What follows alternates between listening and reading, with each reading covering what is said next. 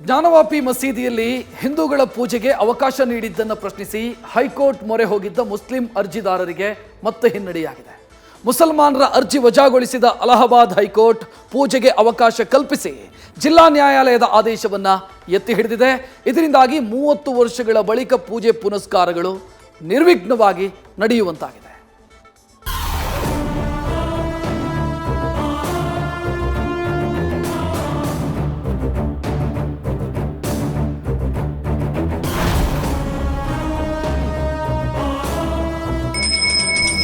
ಕಾಶಿಯಲ್ಲಿದ್ದ ಹಿಂದೂ ದೇಗುಲವನ್ನ ಕೆಡವಿ ಕಟ್ಟಲಾಗಿತ್ತು ಎನ್ನಲಾಗಿದ್ದ ಜ್ಞಾನವಾಪಿ ಮಸೀದಿಯೊಳಗೆ ಹಿಂದೂ ದೇಗುಲವಿದ್ದ ಕುರುಹುಗಳು ಪತ್ತೆಯಾಗಿದ್ವು.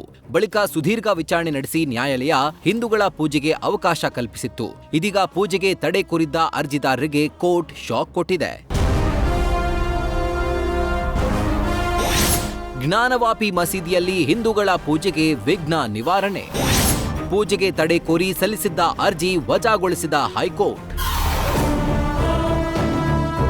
ಪವಿತ್ರ ಕ್ಷೇತ್ರ ವಾರಣಾಸಿಯ ಜ್ಞಾನವಾಪಿ ಮಸೀದಿಯ ದಕ್ಷಿಣ ನೆಲಮಾಳಿಗೆಯಲ್ಲಿ ಪೂಜೆಗೆ ಅನುಮತಿ ನೀಡಿರುವ ವಿಚಾರದಲ್ಲಿ ಅಲಹಾಬಾದ್ ಹೈಕೋರ್ಟ್ ಇಂದು ಮಹತ್ವದ ತೀರ್ಪು ನೀಡಿದೆ. ವಾರಣಾಸಿ ಜಿಲ್ಲಾ ನ್ಯಾಯಾಲಯದ ತೀರ್ಪು ಪ್ರಶ್ನಿಸಿ ಮುಸ್ಲಿಂ ಅರ್ಜಿದಾರರು ಸಲ್ಲಿಸಿದ್ದ ಮೇಲ್ಮನವಿ ಅರ್ಜಿ ವಿಚಾರಣೆ ನಡೆಸಿದಂಥ ಅಲಹಾಬಾದ್ ಹೈಕೋರ್ಟ್ ಅರ್ಜಿ ವಜಾಗೊಳಿಸಿದೆ.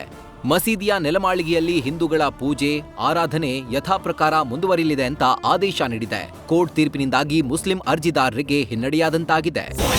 ಕಳೆದ ಜನವರಿ 31ರಂದು ಜ್ಞಾನವಾಪಿ ಮಸೀದಿಯ ನೆಲಮಾಳಿಗೆ ವ್ಯಾಸ್ ಜಿ ಕಾ ತೆಹಖಾನಾದಲ್ಲಿ ಪೂಜೆ ಸಲ್ಲಿಕೆಗೆ ಅವಕಾಶ ನೀಡಿ ಆದೇಶಿಸಿತ್ತು. ವಾರಣಾಸಿ ಜಿಲ್ಲಾ ನ್ಯಾಯಾಲಯದ ಆದೇಶ ಪ್ರಶ್ನಿಸಿ ಮುಸ್ಲಿಂ ಅರ್ಜಿದಾರರು ಹೈಕೋರ್ಟ್ ಮೆಟ್ಟಿಲೇರಿದ್ರು. ಎರಡೂ ಕಡೆಯ ವಾದ ಪ್ರತಿವಾದ ಆಲಿಸಿದ್ದ ಹೈಕೋರ್ಟ್ ತೀರ್ಪು ಕಾಯ್ದಿರಿಸಿ ಫೆಬ್ರವರಿ 15ರಂದು ಆದೇಶ ನೀಡಿತ್ತು. ಇವತ್ತು ಅಂಜುಮನ್ ಇಂತಜಾಮಿಯಾ ಸಲ್ಲಿಸಿದ್ದ ಅರ್ಜಿ ತಿರಸ್ಕರಿಸಿದ ಕೋರ್ಟ್ ಜನವರಿ 31ರ ತೀರ್ಪನ್ನೇ ಪಾಲಿಸಬೇಕು ಅಂತ ಆದೇಶ ನೀಡಿದೆ. ನ್ಯಾಯಮೂರ್ತಿ ರೋಹಿತ್ ರಂಜನ್ ಅಗರ್ವಾಲ್ ಅವರಿದ್ದ ಏಕಸದಸ್ಯ ಪೀಠ ಐತಿಹಾಸಿಕ ತೀರ್ಪು ಪ್ರಕಟಿಸಿದೆ. ಸನಾತನ ಧರ್ಮಕ್ಕೆ ದೊಡ್ಡ ಗೆಲುವು ಎಂದ ಹಿಂದೂ ಪರ ವಕೀಲರು. ಕೋರ್ಟ್ ಪೂಜೆಗೆ ಅವಕಾಶ ಕಲ್ಪಿಸಿರೋದು ಸನಾತನ ಧರ್ಮಕ್ಕೆ ಸಿಕ್ಕಿದ ದೊಡ್ಡ ಗೆಲುವು ಅಂತ ಹಿಂದೂ ಪರ ವಕೀಲರು ಸಂತಸ ವ್ಯಕ್ತಪಡಿಸಿದ್ದಾರೆ. ಪೂಜೆ ಯಥಾಸ್ಥಿತಿ ಮುಂದುವರಿಯುವಂತೆ ಕೋರ್ಟ್ ಹೇಳಿದೆ. ಮುಸ್ಲಿಂ ಅರ್ಜಿದಾರರು ಬೇಕಿದ್ರೆ ಮರುಪರಿಶೀಲನೆಗೆ ಹೋಗಬಹುದು ಅಂತ ಹೇಳಿದ್ದಾರೆ.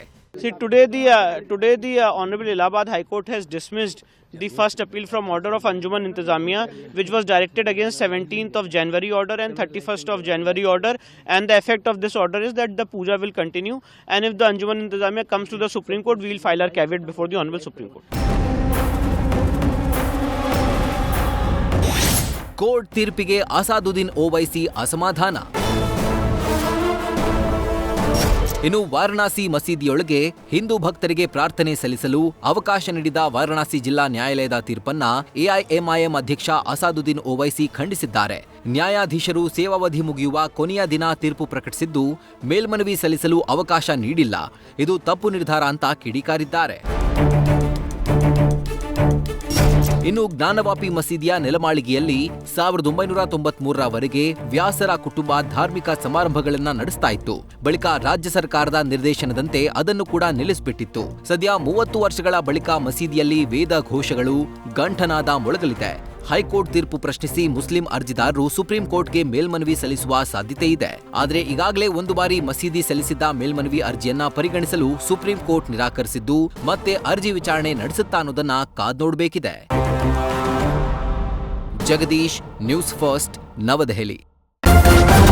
ನ್ಯೂಸ್ ಫಸ್ಟ್ ನಿರ್ಭೀತಿಯಿಂದ ನಿಮ್ಮ ಪರವಾಗಿ.